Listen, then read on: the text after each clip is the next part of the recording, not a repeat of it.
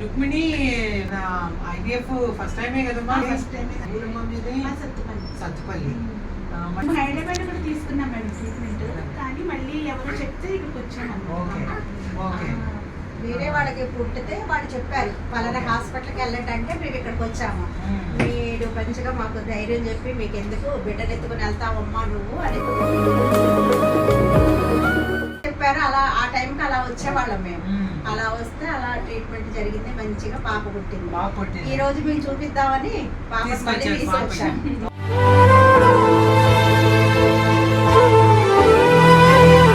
చక్కగా ఉంది.